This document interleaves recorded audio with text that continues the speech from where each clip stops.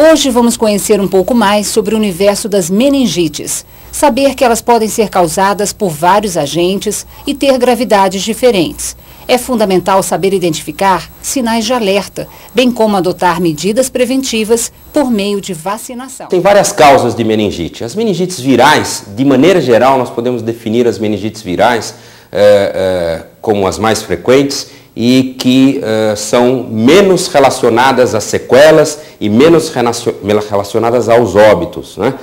As meningites bacterianas, de maneira geral, né, se associam com maior frequência aos óbitos e se associam com maior frequência às sequelas. Dentre as bactérias, aquelas que causam meningite com mais frequência aqui no Brasil e na maior parte dos países do mundo são o meningococo e o pneumococo. São os principais agentes responsáveis pelas meningites bacterianas. A meningite, assim, ela não era uma doença totalmente estranha para mim. Na época de escola eu tive um colega que contraiu a meningite bacteriana e ele teve como sequela um atraso na aprendizagem. Isso sempre ficou na minha cabeça, era uma doença que eu tinha medo, mas não tinha tanto conhecimento como se contraía a meningite, esses tipos de coisa. Basicamente são sequelas auditivas, né? São crianças que, aquelas que sobrevivem, têm um risco de ter um grau de deficiência auditiva, de surdez. Algumas crianças, infelizmente, ficam com sequelas neurológicas, né? Um déficit motor, um déficit sensorial, crises convulsivas, alterações no nosso cérebro, né? No nosso sistema nervoso central. Alguns casos podem ter deficiência visual. Raros casos, mas que a gente às vezes observa, são sequelas nos membros, né? Necessidade de amputação ou de perda de uma extremidade, de dedos, de mão, de pé. São sequelas possíveis de acontecer com essas temidas infecções. Tenho um filho, Pedro Arthur, ele tem 3 anos e 3 meses e há 1 ano e 8 meses ele contraiu uma meningite bacteriana que o deixou tetraplégico e dependente de um respirador artificial para poder viver. Vale mencionar que o pneumococo é um agente complexo que pode causar diversas afecções. Então, a gente precisava falar que a doença pneumocócica, não existe assim a doença pneumocócica. Nós temos doença que são ocasionadas pelo pneumococo, que pode ser a pneumonia, que pode ser a meningite pelo pneumococo, como pode ser a otite pelo pneumococo. Então, a doença são várias doenças que o estreptococo, pneumonia, dá nas pessoas. Então, Pedro teve uma gripe, a partir da gripe sempre veio uma febre, a partir da febre o Pedro veio de tanta gripe, de tanto estar dessa forma, vai e vem, ele adquiriu uma sinusite.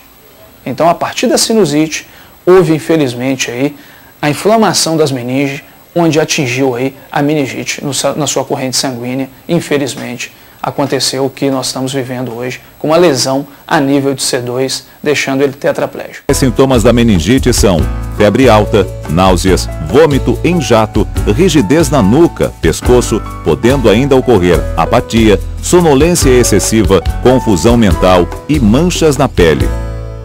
Outro alerta importante diz respeito aos sintomas nas crianças muito pequenas. O bebê menorzinho, esse já não tem dor de cabeça, ele já não consegue se queixar da dor de cabeça. E o sintoma aí é substituído por uma irritabilidade. Aquela criança irritada, muitas vezes com febre, vomitando, e normalmente a moleirinha ali, a fontanela, quando ela ainda está aberta, essa moleira pode ficar às vezes até, que nós chamamos de abaulada, mais alta do que normalmente fica. Não raras vezes, a família segue uma longa jornada na busca de reabilitar a saúde e a qualidade de vida da criança com sequelas pela meningite.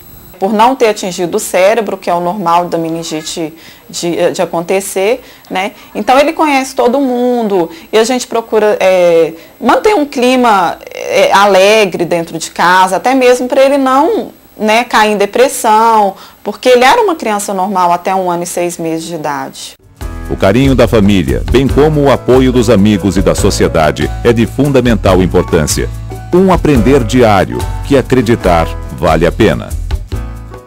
Isso nos engrandece e nos dá esperança que no dia de amanhã o Pedro possa estar caminhando e sorrindo e sendo uma criança, mais uma vez aí, diante de todos nós, sendo criança, não deixando que esse tempo dele ser criança passe em cima de uma cama 24 horas por dia, como ele passa. Então, a medicina está avançando e nós acreditamos muito nela.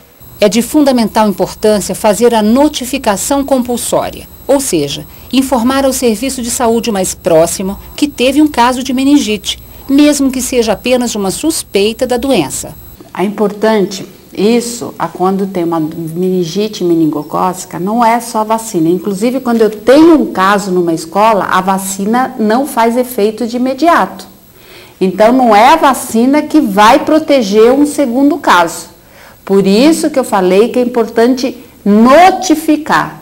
E as crianças ou que têm contato íntimo com esse primeiro caso é que tem um risco de ter a doença, e daí o serviço público vai lá e faz uma quimioprofilaxia. Então é importante notificar, porque a quimioprofilaxia, que é o medicamento que é dado, ele tem um efeito imediato.